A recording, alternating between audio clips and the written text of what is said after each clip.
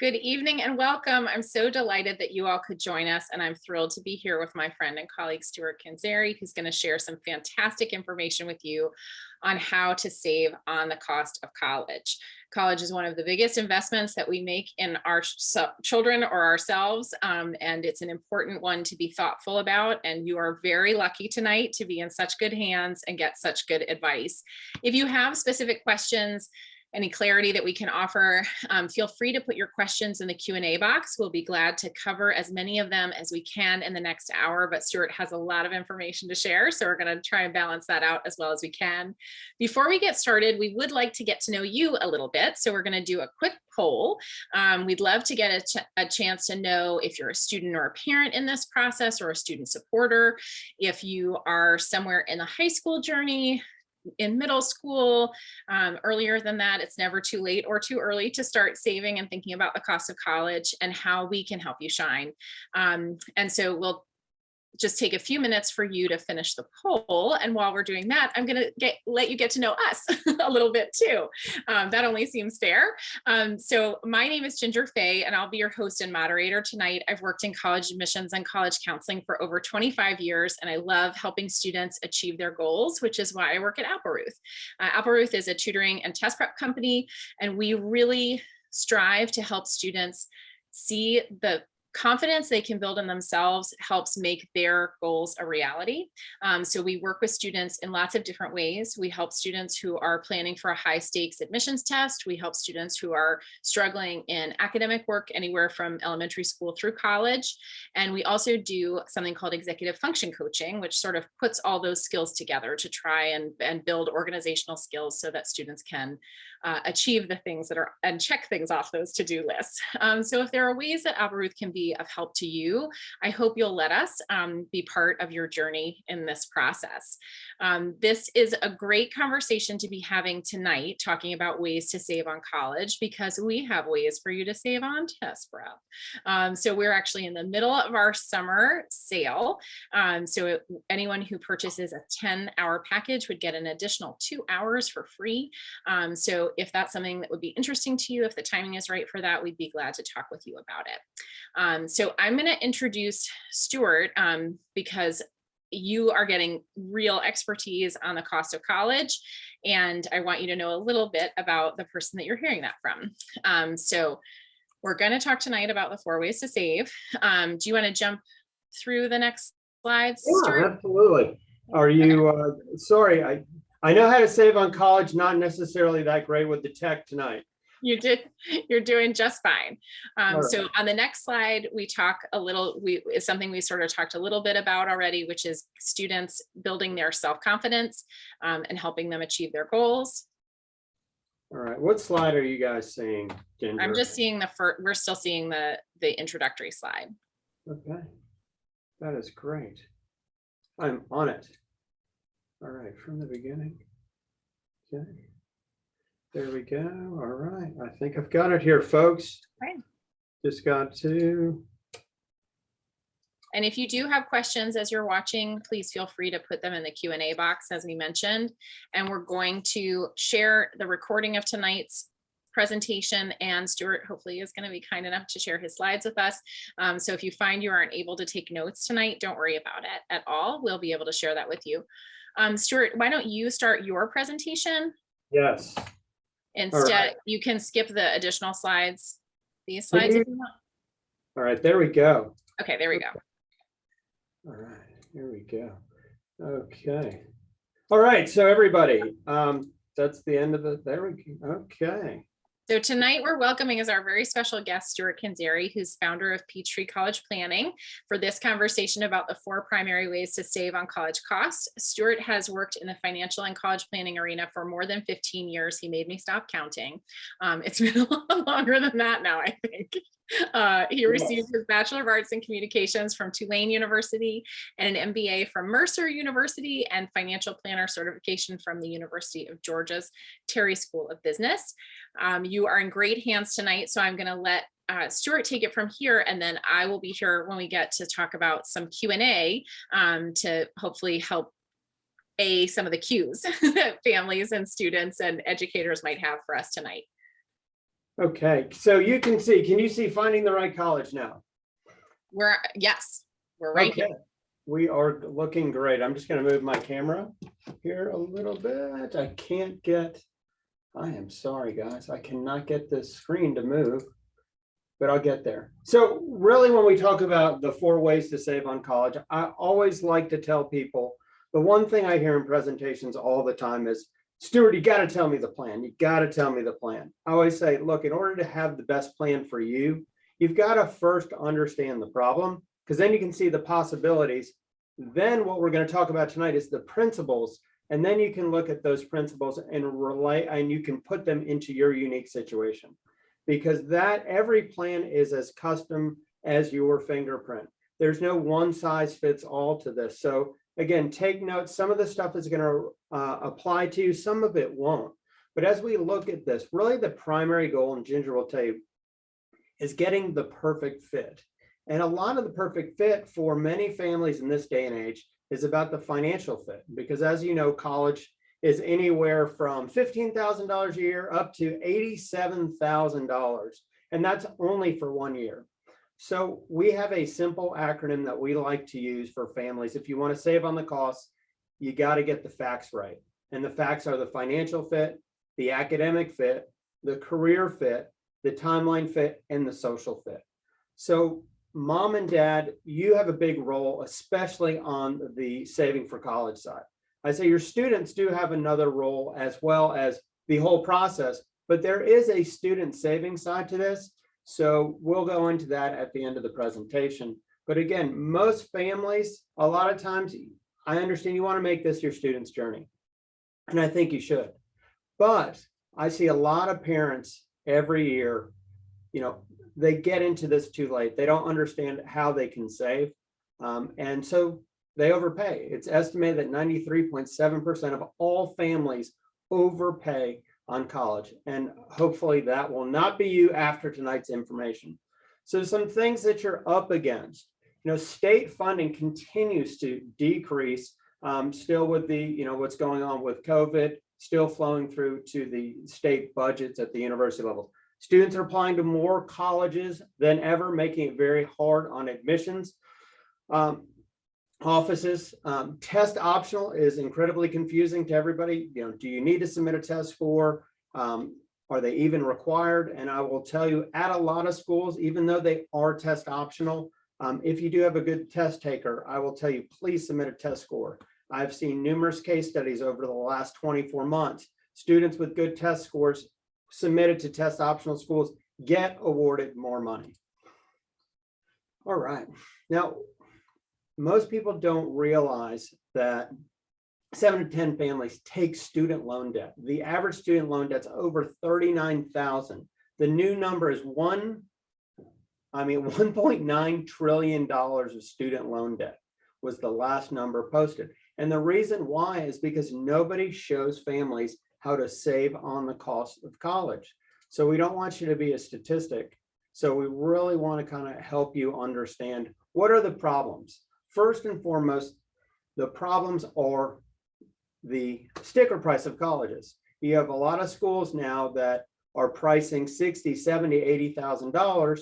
Now, that's not their net price, but many families rule out those schools because they don't understand it's just a sticker price and they have a net cost that could be significantly different. The college admissions game has totally changed from when we were in school. I was in school back in the 80s, and it was a much different process. Colleges were looking for the most well-rounded student. Now today, they're looking to build a well-rounded class, and the way they go about it is significantly different. So mom and dad, if you're going thinking that this is the same as when we were in school, you will make some mistakes that are really going to impact you financially. Colleges operate like a business. They're not an evil empire trying to, reap every dollar from your pocketbook. They just have budgets. They have, tenured professors, they have facility costs. So again, they have to operate wisely.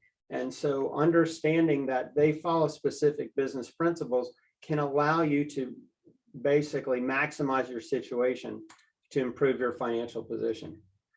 I will tell you this, it's a two-sided coin. When we were in school, you just needed to focus on the academic, the admission side. It didn't matter. You know, Georgia Tech was $750 a semester. Well, now it's about $15,000. So, you know, again, some schools, 13,000 at the private level, those are 82,000. So again, when you mix the academic with the financial, you do get an exponential benefit. Now, for a lot of families, and you know, Ginger can definitely disagree. I get a lot of people with that admissions background that disagree with this. But I'll tell you, if you can take a career focus, and I know we're dealing with high schoolers, but a lot of times that can help you graduate in 4 years, get them on the right path. They're not transferring, and that can very well save you a lot of money. So I always tell families, if you can, let's talk about career major college, not college major career. And again, the myth, there is no unicorn college out there, folks. So there are a lot of great colleges that would be a great fit for your student. Now, I believe higher education has sold us on the philosophy, hey, there's one right college for every student. No, there's a whole host of colleges. There are 3,600 colleges out there. If you build a good list of schools, you can find, you know, those dream colleges and it not just be one. And again, you won't be stuck with that specific price tag. So let's get into the meat of this. These are the 4 cornerstones of saving on college. You have selection, you have financial aid, you have college funding, and then you have scholarships and other cost savings. And we'll talk about those as it relates primarily to student strategies. So let's talk a little bit about college selection. Okay, hold on. I'm having tech.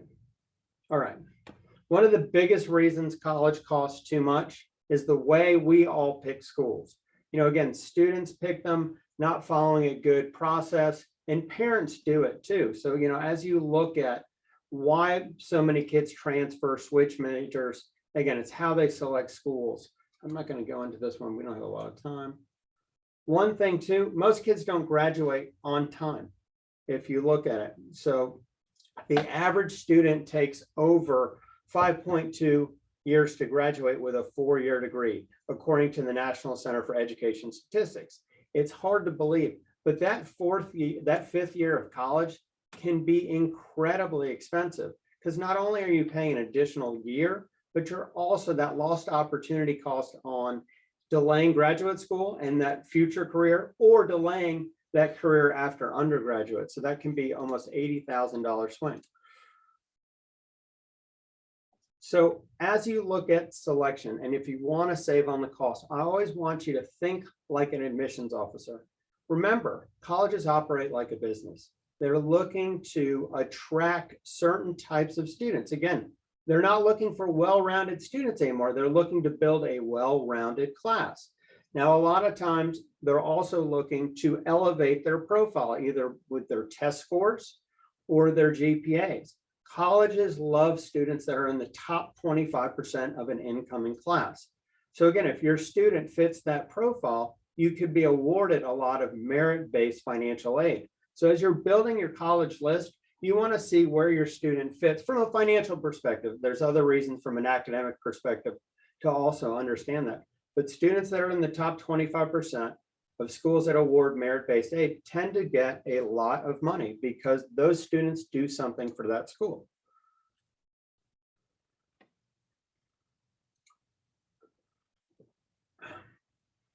Another big reason people overspend on college is because they rule out schools because of sticker prices. It's not about the sticker price. When your child is building their list, let them look at every school, but make sure that you understand what the net cost is. So many families every year, they'll look at those $80,000 schools and they won't understand their financial aid strategy. And they'll miss an opportunity where an $80,000 school might only be $15,000 or $20,000. So again, don't rule out schools because of sticker price. Look at the net price. A lot of schools also offer what we call tuition exchange programs. In Georgia and the Southeast, it's called the Academic Common Market. If there is a major that's not offered in the state, A lot of states will have a reciprocity agreement with that state to give that student in-state tuition. So as an example, maybe you're a specific engineering major and that isn't offered in Georgia. Well, if they offer that at the University of Tennessee and it's part of the academic common marketplace, that student very well could get in-state tuition at that out-of-state university. So as you're looking at your school list, understand if your schools have a tuition exchange or your state has a tuition exchange program. What are there, 6 of them, Ginger? All right. All right, so kind of as you think through selection, again, remember, it's not about the sticker price. It's about the net cost. Understand graduation rates, because a lot of schools won't graduate your student on time, and that 5th year can be very expensive. Also, too, if you select schools where your student's in the top 25%, and you add schools to the list that compete with one another, a great example is Lafayette and Lehigh, you could potentially come back and negotiate an appeal for additional money from those schools. So again, as you build that list from a cost savings perspective, think through those primary things. Now, the second way to save is financial aid. Now, most people don't understand what their financial aid strategy is. A lot of people make the assumption that they make too much money, or they don't make any money, so they're not eligible to get a discount at a school. Really, a lot of times the magic happens when you marry the academic profile with the financial profile. At the end of the day, you want to make sure that you appear, to have the least amount of funds possible to pay for college with the smartest student. So if you look at these 4 quadrants, you're going to fit into one of those. Everybody should have a financial aid strategy. It's one of the things that I see time and time again, that people assume that they can't save on college because somebody says financial aid and they only think of one bucket of financial aid. Now, there are 3 buckets of financial aid. There's need-based. So a lot of people who make a lot of money, they hear financial aid, they just discount it and move on because they're thinking about that need-based bucket. Additionally, there's the merit-based, based on the student profile. Also, a lot of schools discount. 94% of all private schools discount. The average discount, according to the latest NACUBO, was 50% or more. So as you look at that, understanding your financial aid strategy is really important because you can save so much money.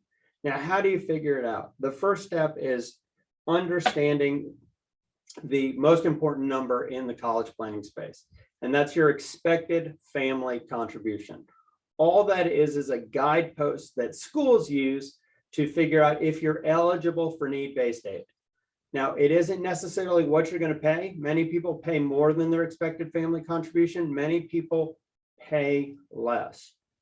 So for every family, it should be a starting point to establish your financial aid strategy. If your EFC is more than the cost of the colleges that you're looking at, all you need to do is understand that, hey, I'm not eligible for need-based financial aid. Remember, I have 2 other buckets. Is this a school that discounts, or is this a school that would award my student merit aid? And that's what I'll tell you, one of the core drivers of the whole process with saving is test prep. That can always give you the best return on investment. So many people ask me, what's the best return? And I always want to say myself, but again, being a fiduciary, I'll have to say, honestly, it's test prep. And I'm not just saying that because I'm on this tonight. It's the truth. Now, as you look at understanding your financial position, a lot of people make a critical error when they try to figure out if they're eligible for need-based aid. The formula just asks for your income, your assets. So many people put their retirement assets into the formula and miss a lot of potential need-based financial aid. Most people are actually eligible for need-based aid.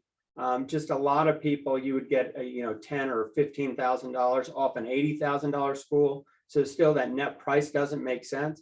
But again, don't think you're not eligible, especially if you have multiple children in college at the same time. That's another thing that I see so many people miss. So how do you save? Again, it's identifying where you fit financially and where your student fits academically. And that's going to drive your cost saving strategy as it relates to financial aid and selecting colleges from that financial aid perspective. Now, there's three types of merit-based aid. Most people, just assume there's just one. Colleges will package up awards. That's really that discounting that I'm talking about.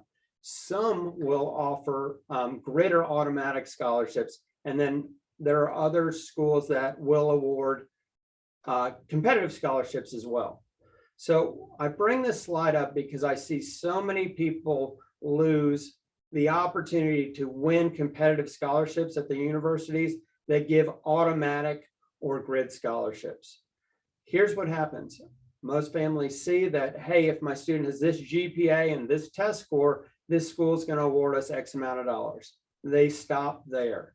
They miss the other additional competitive scholarships, or they make the assumption since they're automatically enrolled in this, they're automatically enrolled in all the other ones. Time and time again, those competitive scholarships are based on different deadlines. They require additional applications, but so many people miss that opportunity because it's too late. So again, if you are at a college that awards a grid or merit-based scholarship, just GPA and a test score, please make sure that you look at all the other competitive scholarships that that school offers, and please check the dates. A lot of those application dates for those scholarships go off of either early decision or early action applications. Okay. So again, test prep. Ginger didn't do this slide. I built this slide here. So I think it's so important as you look at building that financial aid strategy. How do you improve your position? Again, for a lot of people, you can't lower your income. You can't move your assets. And for a lot of you that could move your assets, it wouldn't make sense. So don't necessarily investigate that option. But how do you improve the profile of your student? Well, outside of what you and I've been preaching to our kids for years, grades, it's test prep. And I think most families miss the opportunity. One thing that I'm a big fan of is, I really want my student to double down on the test that's right for them. So being able to identify the test that's best for them and then spending that time on that test is great. Also understanding how my student learns. Most students need one-on-one, just because that's the way they're wired, especially in this day and age. I think we've seen the big failures of learning online. But again, for some families, independent study can work. Group coaching can work. So, this will be the easiest way for you to get the best return on your investment. Because I'll tell you, a $3, $4, $5, $2,000 investment on a grid scholarship, if you increase your score 2 points on the ACT, you could go from an $8,000 scholarship to a $20,000 scholarship. So think of that, folks. That's a $48,000 swing in your favor. Again, a great return on investment. So as you're building a college list, remember your financial aid strategy can drive part of your selection. Are you a need-based family? Are you a merit-based family? And again, if you don't know, you want to understand your EFC, because that's going to help you establish which is the best strategy for you. And then if you're unsure, and you want to see if you can improve your financial position, that's when understanding, what goes into your EFC. Small business owners, you have such an unfair advantage to, I won't say manipulate, but just change your financial position to get awarded more money if you have a student and you're looking at schools with need-based aid. Again, your financial aid strategy can really help you establish a great list of schools. And one thing I see a lot of times is people, they start grasping this concept and they say, look, I've got no need and I've got a student with, a great merit potential. Okay, then they only focus on this one subset of schools. Again, you want to get the right mix of schools here, folks, because, as you look at it, I always say, we have a methodology we use called the STAR selection process. Most people use safety, target, and reach. We use STAR just because a lot of states have what they call great state scholarship opportunities. I'm in Georgia. We have the second best program in the country called the Hope Scholarship. And we always recommend part of your list, you need to have 2 state scholarship schools. T stands for you want to target schools where your students in the top 25%. It will help you graduate on time. And if that school awards merit-based aid, you could get a lot of it. The A stands for, that academic selection. You also want to make sure your students are in the top 50%. So we want a list of those schools because, again, graduating on time is something that is so important to you saving on money. And then reach schools. We do believe every student should reach for, their dream colleges, not college. But you have to understand if you can afford it. Many families have the valedictorian, but they make too much money and they don't realize that NYU is going to cost them $340,000, even with the valedictorian. So again, getting the right mix of schools is going to be important. So let's talk about college funding and college financial planning. Many people miss the basics here. And I think, being a financial advisor for almost 20 years now, it's because our industry doesn't do a very good job of showing people how to save on the cost of college. I think we do a great job showing you how to save for college. But there's so many opportunities with resources. Just, understanding, okay, are you going to cash flow college? As people are building their cash flow plans, a lot of people transfer away wealth unknowingly and unnecessarily. And, not tightening up a budget, but just looking for inefficiencies in your planning, a lot of times can get you $200, $300, $400 a month in savings. Also understanding the different types of products that you can use to save for college, but how you use those. For instance, the 529 accounts, probably one of the best college funding tools. Now, if used improperly, it can cost you the American Opportunity Tax Credit, which is a $2,500 tax credit. So understanding how your resources work together really can save you a lot of additional money. Understanding who's paying the bill. One of the things I see a lot of families not having that college cost conversation with their student until it's too late. Not saying, hey, we're paying 100% of these colleges with this budget. And if you want to look at these schools and they're more than, you're going to, contribute to that. So again, just understanding and having those conversations, I promise will save you a lot of money. Again, looking at the strategies that are available to you.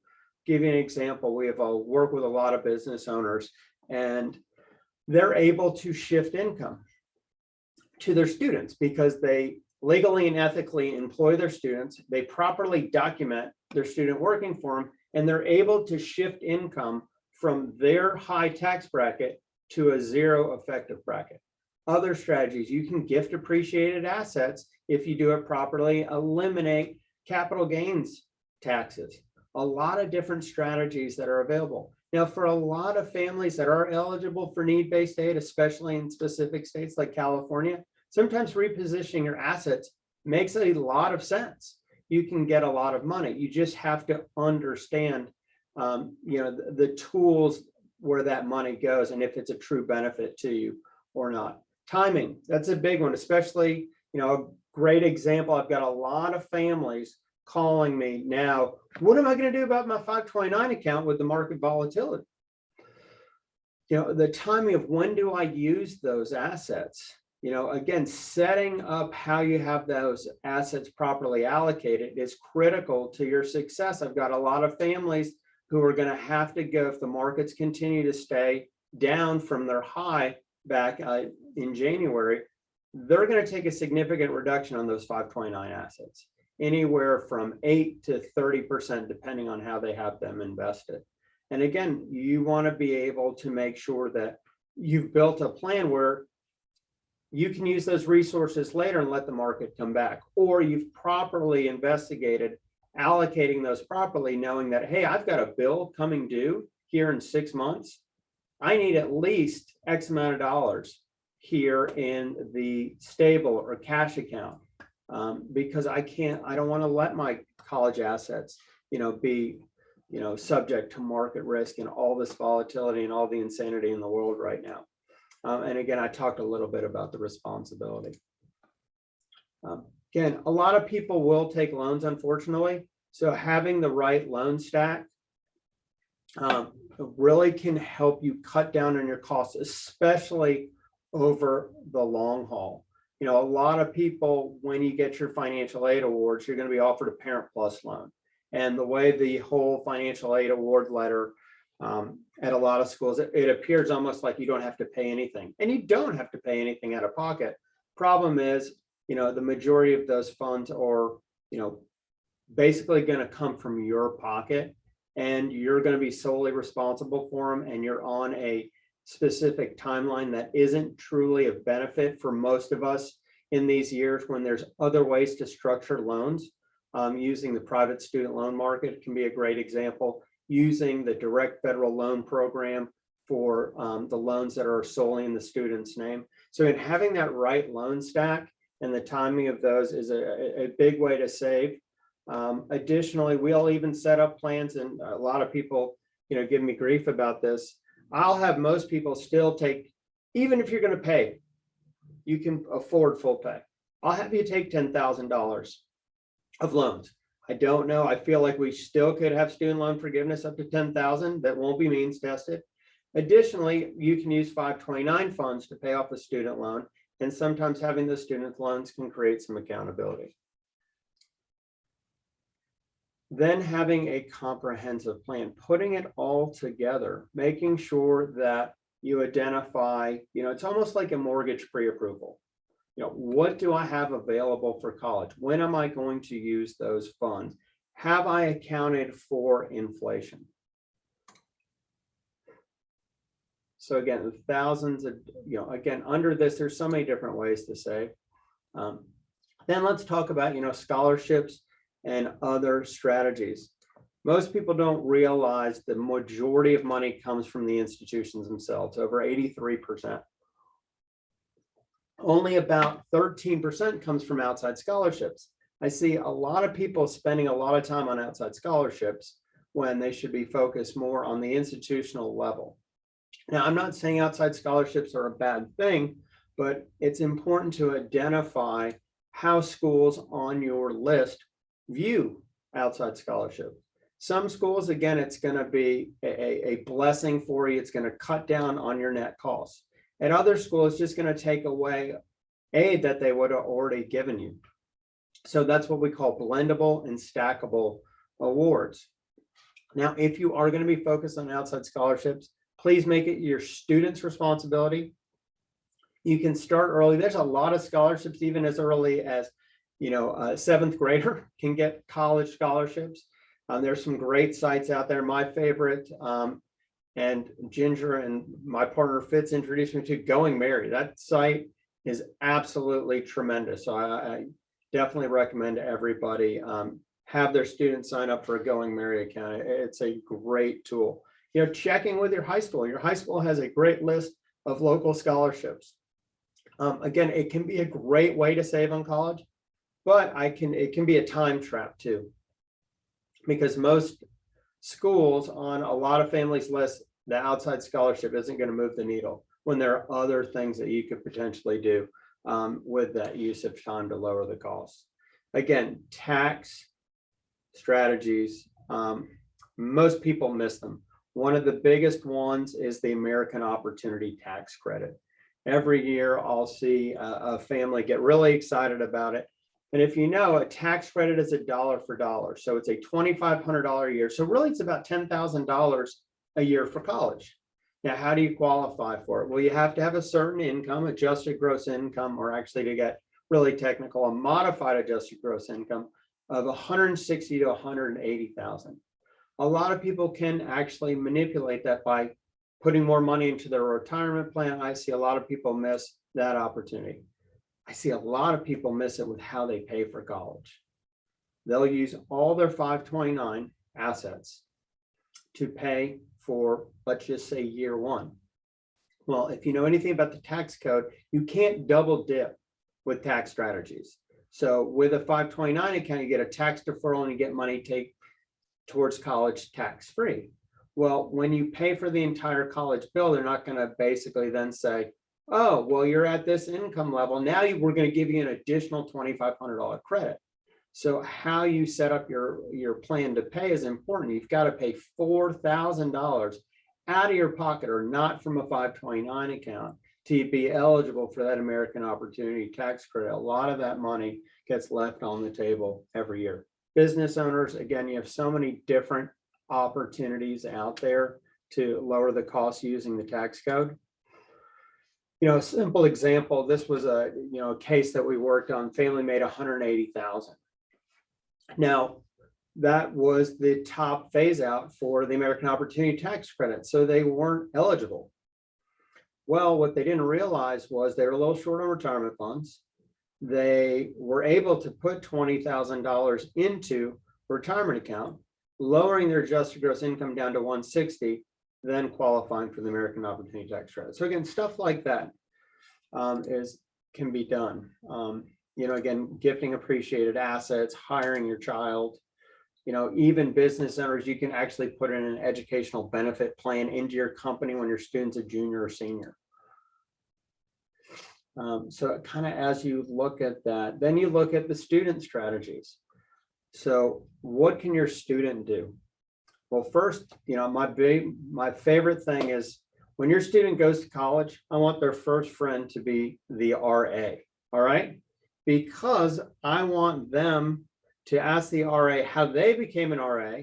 I want them to have the RA introduce them, so in the future, they could potentially be a resident advisor. If you remember that, that's the dorm monitor in essence, but look, it's room and board, and that's one of the biggest costs for so many families, especially if you're awarded money.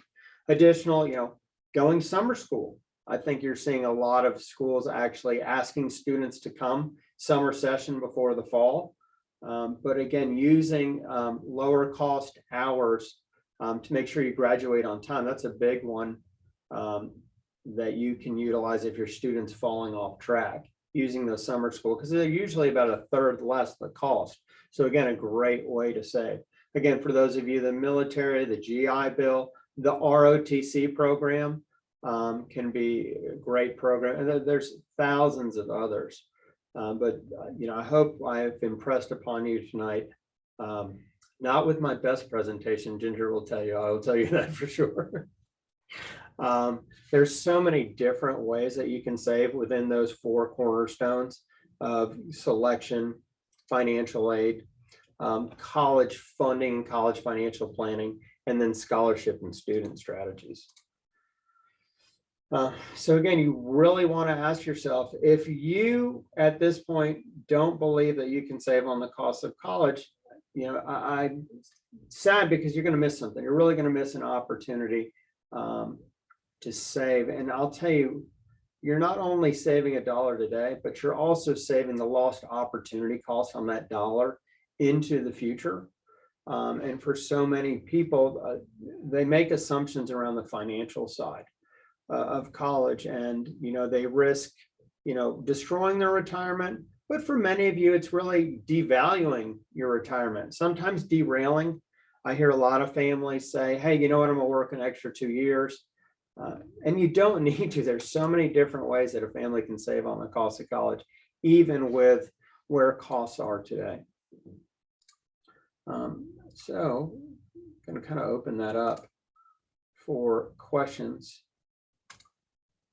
This is a 99 slide deck, so I don't want to torture you guys. Again, who is qualified? That's Ginger's favorite slide. And with that, let's open it up for questions, Ginger. We do have a few. What a surprise. If you would have any questions. I promise I'll be better on the questions than I was on the presentation. I hadn't given that one in a while.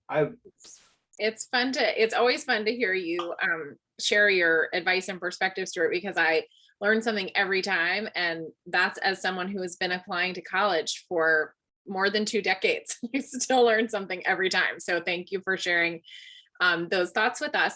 We do have a few questions, and as I said before, feel free to pop them into the Q&A box as we're continuing the conversation so that we can hopefully address as many questions and clarify as much as we possibly can. I think both Stuart and I are really committed to trying to demystify this process as much as possible, so that students can achieve their goals. There is something really good that happens when students get to have an adventure to college and continue their education and launch themselves on a career path that is fulfilling for them. And it's exciting to be any little tiny part of it. So a few questions. One question is, when would be the best time to start the various saving strategies? Again, tomorrow is the obvious answer, but again, not to, but I think really, as you look at it, you got to understand your position. Business owners, starting the strategies tomorrow is critical because you have a lot of opportunity. You have still a lot of time to implement things with this tax year. For those of you eligible for need-based financial aid and have a 2024 high school graduate, then you really understanding your financial position as it relates to income shifting now is going to be important, because the EFC will look at what they call your prior income. So really, if your student's graduating high school in 2024 in the spring, going to college in the fall of 2024, they're going to use, just subtract 2, they're going to use your 2022 tax return. And it's the way that the FAFSA, the timing of when the FAFSA needs to be submitted and when your tax return. So again, it's simple. It's a 2-year. So if your student's entering, just subtract 2 years, and that's going to be your base income year. A lot of people can do a lot of things. So again, if you got a 2024 or 5, 6, and 7, you can do a lot of things for this tax year. Now, again, if you're got a 2023, you still can do things for this year, for future years, because when you're eligible for need-based aid, you have to file the paperwork every year, and the colleges are going to look at your financial situation. So again, that can cut either way. So if you have a banner year the following year, yes, you could get less financial aid. Well, if you have a significant situation where maybe you're a 2 income earning household and somebody either left the workforce or had to leave the workforce and your financial situation has changed significantly, again, then you can be eligible for a lot more need-based financial aid. Thank you, Stuart. I would say yesterday is probably even a better answer than tomorrow. I think there's nothing to wait for, right? You don't need to wait until the student takes the standardized test or when they've made a college list. It will only be helpful. Whatever you can save and whenever you can save it or plan for it, I think will only ever be helpful and valuable. And I think your advice about starting this search with a candid conversation for families to have about the expectations of cost is really important. We never would send our kids to the mall to buy an outfit for the prom and say, whatever it costs, sweetie. I mean, I guess maybe there are some people who can do that. And if so, would you like to adopt an older student?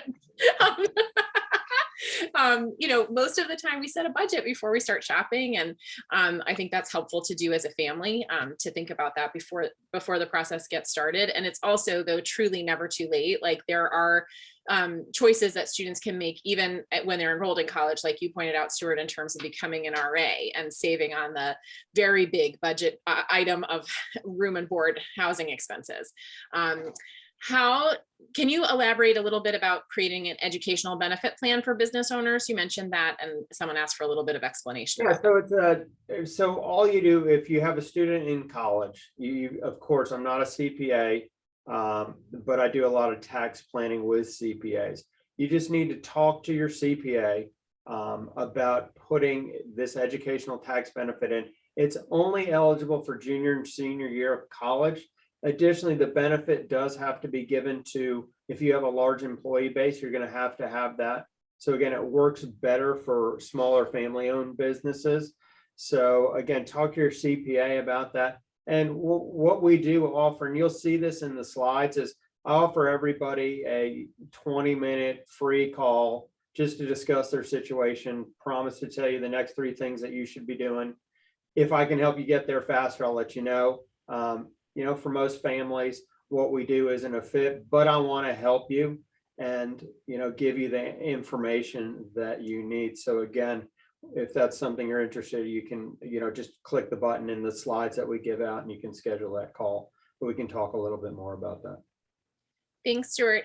How do you figure out if you're in the top 25%? Well, GPA and Test Score. Really, as you look at, you can get granular and go into the common data set of the colleges, or you can go to a lot of these great tools. And I think you can even do it with Naviance now, where you can just look at what their middle 50 is. And it will give you a range of the test score, and then it will give you the GPA. I really like to focus more on test score because I think that's the only metric you can really use to compare one student to another, because there's so much grade inflation in the country. So, understanding, if that middle 50 range is a, 29 to 32 and your student's got a 33, you're going to be in the top 25%. Well done. Okay. The college counselor in the room approves. For a student who is graduating from high school in 2024 and a family has an adjusted gross income, let's say somewhere between $150,000 and $200,000, what would you recommend about shifting to 401k or 529 and things like that? What's that sort of like, what should that person think to do next step? I think that's relating to the American Opportunity Tax Credit question.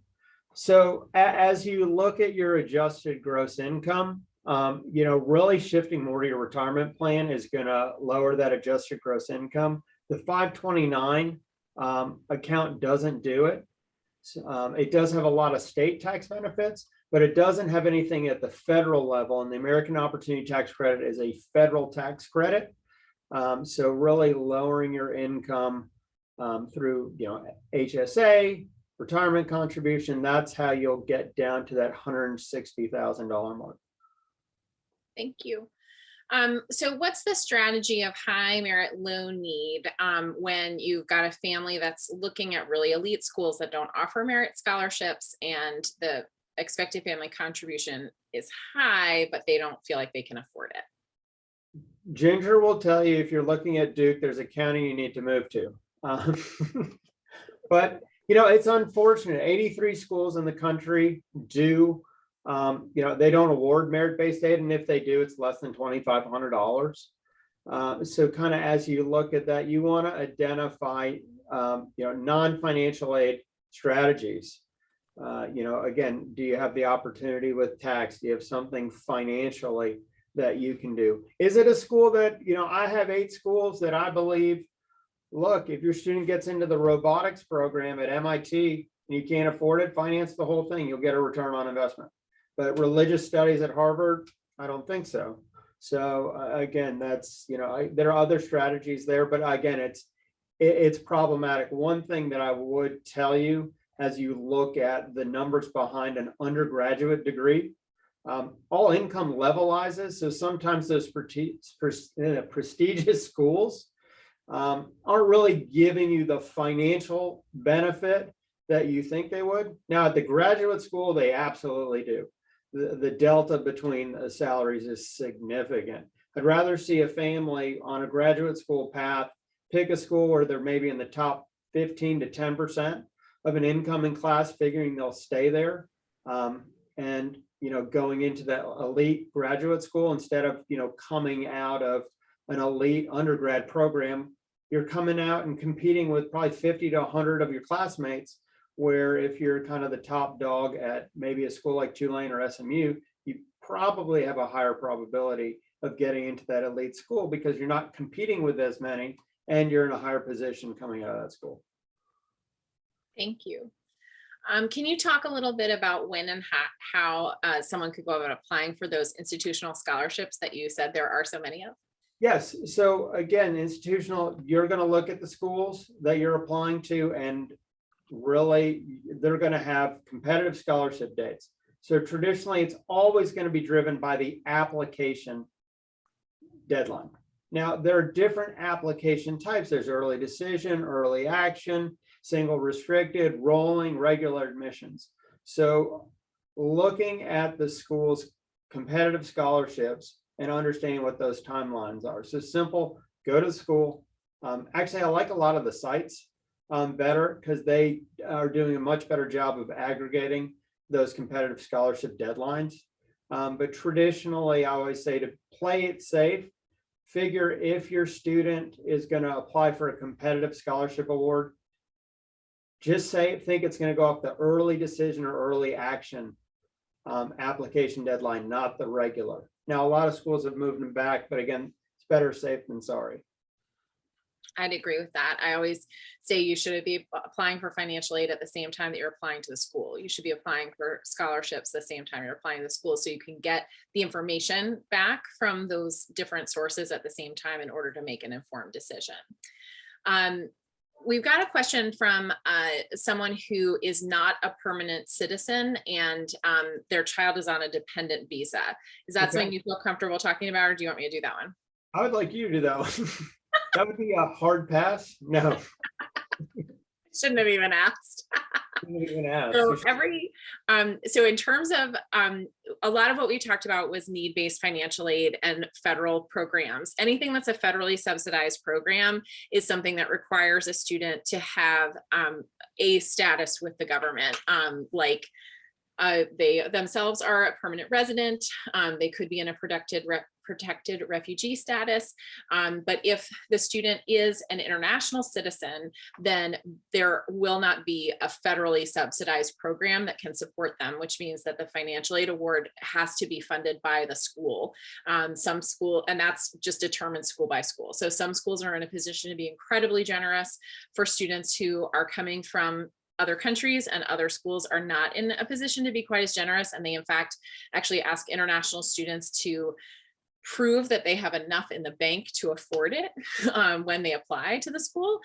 So it's sort of can be doubly difficult. There are also some colleges that have programs for students who are dreamers. For example, there are some really great programs out there to support students who are in that position, who are in a really difficult position in that they don't qualify for in-state status often from their state university. And so they're sort of without a home base that is more affordable unless the school has created programs for them. So that's something that you have to look at on a case-by-case basis. But if the student is on a dependent visa, it would typically mean that the student is still a citizen in their home country, and they could probably go to school there for free. But if they want to go to school in the US, they're going to have to find a school that's interested in sponsoring them. And then a question about, does it matter if you apply for the early deadline or the regular deadline? So I will tell you that your founder does a heck of a presentation on the schools where it is a benefit and where it doesn't really move the needle. The one thing I hear a lot is, everybody assumes early decision that, that really moves the needle. And at a lot of schools it does, but understanding, that 50% of the kids on early decision get admitted at this school, where only 15% get admitted at this school, and their average admissions rate is 15% with the whole universe of applicants. So again, I like to give the generalization. I think it's always, you have a higher probability at the majority of schools if you are qualified financially and academically to apply early decision. But again, one thing with early decision that really gets a lot of families into trouble is, to me, the best people that apply, if you're full pay and you don't care about paying full pay, or if you're need eligible and you have a high academic profile, those two groups seem to benefit the most from early decision. I would agree with all of that. Early decision is a binding agreement that you make with the college. If your student is admitted, they will enroll. And the only way out of that agreement is if the financial aid award is not something that meets your family's financial need. That's a question you really should have considered ahead of time, because it is heartbreaking for everyone, the family and the school, when a student is in a position where they've been admitted and they have to decline, because there's also no going back to it. There's no like, oh, I worked really hard and I applied for all these scholarships and now I can't afford it. You already gave up the spot, you can't get it back. So it's really heartbreaking. So I think it's really important to know where things stand before you go through that process. So my one sort of tip that I think is a good starting point for families that aren't sure whether or not they qualify for need-based financial aid is to start with the studentaid.gov website.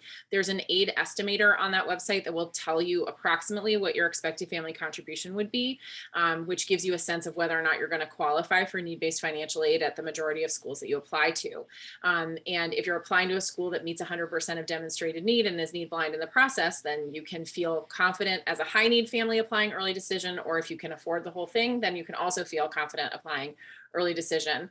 If you're in the middle, it can be a tough call to say that you're going to commit to that cost without really knowing how it's going to work out.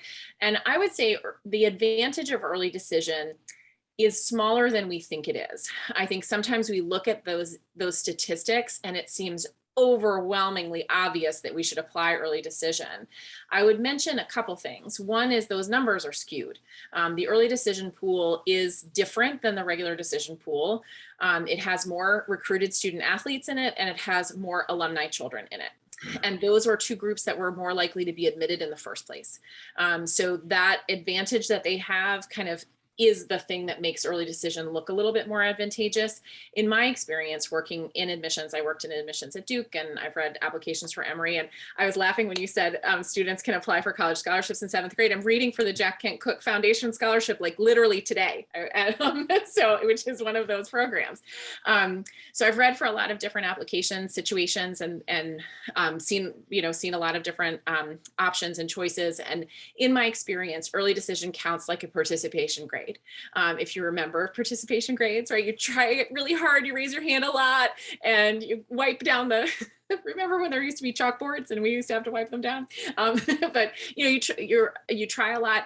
Then your teacher, if you had an 89, might round it up to a 90. But if you have a 73 and your teacher rounds it up to a 74, that does not feel different. That extra point doesn't really matter. And so that's the thing about early decision. If it's very, very close, it could be the thing that kind of pops it over the fence. But if it's a long shot, it didn't get much closer to being a shot. It's not a much closer shot. So it isn't enough of an advantage to push someone to make a decision they're not ready for, right? A lot of students are not ready to make a commitment for where they're going to spend the next 4 years of their lives and all of their parents' money quite so early in their high school career, and that's fine. There are lots of schools that have early action, which is a non-binding program, so students can get an early read on their application but not be committed. Other schools practice rolling admissions where you kind of, as applications are completed, decisions are made, and those are things that leave the student in the driver's seat. Okay.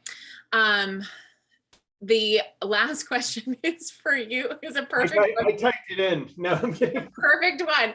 How can I get more help on my particular situation? Is there someone I can contact or call? Well, I don't want to be a self-promoter.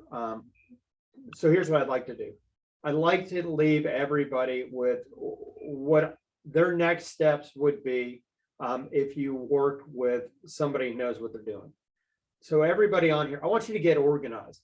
Understand where you are in terms of your college funding right now, what accounts you're going to use. Then as you get closer to applying to schools, know before you go, understand what your net costs are going to be. If you're eligible for need-based financial aid, if you're eligible for merit-based aid, and then understand your 4-year funding plan. If you can do those 3 things, you'll be tremendously successful, and then layer in all those additional saving strategies on there. But so many people don't follow that simple framework until it's too late. So I applaud all of you who were on or registered and are going to rewatch this. But again, get organized now. I promise it will make a big difference. And then know before you go, please don't let your student apply to schools not understanding what your family's net costs are going to be, because every year we hear the horror stories. Again, hope is not a strategy. We'll figure it out. It's not a strategy. Know that 4-year funding plan. And I promise you'll be tremendously successful. You set your kids up for success as well as yourself. So those are my final words.